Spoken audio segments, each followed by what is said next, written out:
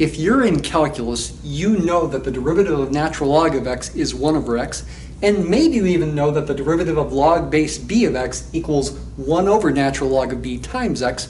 Notice that these two things are the same when b equals e. But have you ever wondered, what is the derivative of a logarithm with respect to its base?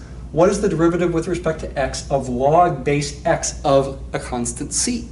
But before we try to differentiate this function, maybe we should see whether it really is a nice continuous, maybe even differentiable function to begin with. Pick a value of c, like c equals 16, and find the values of log base x of that value of c, in this case, log base x of 16. I've got the values here. What are the reasons for these? When x is 2, we are computing log base 2 of 16. What do we need to raise 2 to get 16? We need to raise it to the 4th power to get 16, and therefore the output is that exponent, 4. When x is 4, what do we need to raise 4 to get 16? We need to raise 4 to the 2nd power to get 16, and therefore the output is 2. When x is 8, the base is 8, what do we need to raise 8 to get 16? That's a little trickier. Remember that 8 to the 1/3 power is 2, and 2 to the 4th is 16. Therefore, the answer is 4/3 power. 8 to the 4/3 is 16, and the output is 4/3. When x is 16, what do we need to raise 16 to get 16? 1. The output is 1, because 16 to the 1st power is 16. When x is 32, the reason is that 32 to the 4/5 power is 16, because 32 to the 1/5 power is 2. When x is 64, we get an output of 2/3, because 64 to the 2/3 power is 16, because 64 to the 1/3 is 4, and 4 squared is 16. When x is 128, the output is 4/7, because 128 to the 4/7 power is 16, because 128 to the 1/7 power is 2, and 2 to the 4th is 16. Now let's consider what happens as x goes down towards 0. Let's start with 1/2. When x is 1/2, what value of an exponent do you need to get 16? The answer is -4. Why? Because of what negative exponents mean. By definition, 1/2 to the -4 power means the reciprocal of 1/2, which is 2, to the +4 power, which we know is 16. When x is 1/4, we need to raise that to the -2 power to get 16, because by definition, 1/4 to the -2 power is the same as 4 to the +2 power, which is 16. And with all these other reciprocals, you see that the opposite thing happens. You get the negative of the previous answers in the previous table. But careful here, does this mean when x is between 0 and 1 that this is a increasing function or a decreasing function? We're letting x go down towards 0 here, and we see these values go up towards 0. Therefore, as x goes upward away from 0, the values go downward. This is a decreasing function. Before we try to differentiate a logarithm with respect to its base, there's a special case we should consider. What happens when x equals 1? What do you need to raise 1 to get 64? There's nothing you can raise 1 to get 64. This is undefined. Evidently, perhaps, the graph of log base x of 64 has some sort of vertical asymptote. I'm going to show you two methods to find the derivative of a logarithm with respect to its base. Method 1 is the easier method, though you do need to know a formula called the change of base formula. What is log base x of c in terms of some other base, especially log base e, natural log? It is the, in this case, natural log of this number, ln of c, divided by ln of x. Because of that, we can use ordinary rules for derivatives to find the derivative of this. We can either use the quotient rule, or we can write it as natural log of c times ln of x to the -1 power. Either method is okay. Probably a little easier to use this form. Therefore, the derivative of log base x of c, remembering that c is a constant, I have this constant times the derivative of this. I need to bring the -1 down in front.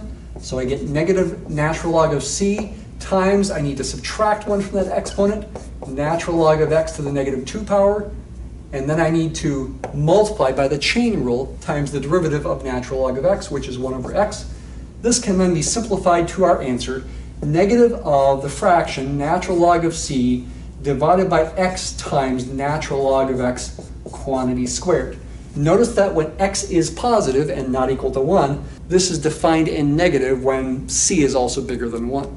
The second method is a bit trickier, in large part because the technique call logarithmic differentiation is not always even taught these days. Let's go through the details. I'm going to start by letting y equal the function I want to differentiate. Y equals log base x of c, where c is constant and x is my variable that I want to differentiate with respect to. First step is to write this in exponential form. This is the number I must raise x to get c. I'm calling it y. Therefore, x to the y power equals c. Keep in mind c is constant, x is a variable, y is a variable, it's the dependent variable, but it depends on x. That's really important to remember. The next step is to take the natural logarithm of both sides of this equation.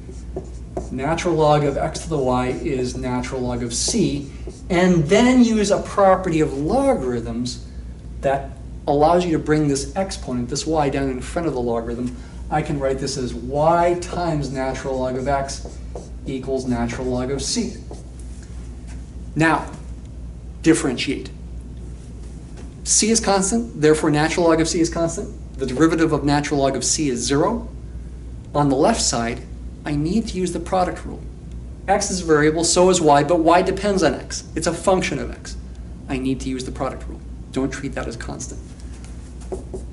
Y is the first function, natural log of x is the second. The product rule says take the derivative of the first function, y, with respect to x. I don't know what that is, that's what I'm trying to find. Just call it dy dx, or y prime if you prefer. That's the derivative of the first function times the second function, plus the first function, y, times the derivative of the second. The derivative of natural log of x is 1 over x. And then on the right side, the derivative of natural log of c, c being a constant, is 0. Now algebraically solve this equation for what you want to know. We want to know dy dx, so I should subtract y over x from both sides, and then divide both sides by natural log of x. And if I do so, I'll get negative y over x times natural log of x. Now if you look at that, that looks different than the answer we got with method 1. How can it be made to look the same? Well, one thing we can do is we can replace y with log base x of c. I can write this as negative log base x of c divided by x times natural log of x. Still doesn't quite look the same. Use the change of base formula again to make it look the same. If we didn't want to use the change of base formula, we wouldn't have to. We could leave the answer like this. The change of base formula says log base x of c is natural log of c divided by natural log of x.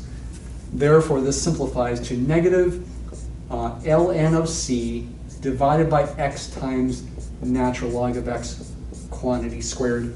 We got the same answer as method 1. We end the video by showing you the graph of this situation when c equals 16. The blue graph is the graph of f of x equals log base x of 16. The red graph is the graph of its derivative, which is approximately 2.77 over x times natural log of x squared. You should take the time to check that the values of the red graph give you the slopes of the blue graph. Also notice that the points given on the blue graph are the same as the ones that I showed you in the table. Finally, note that f of x has a vertical asymptote at x equals 1, and otherwise it is always decreasing.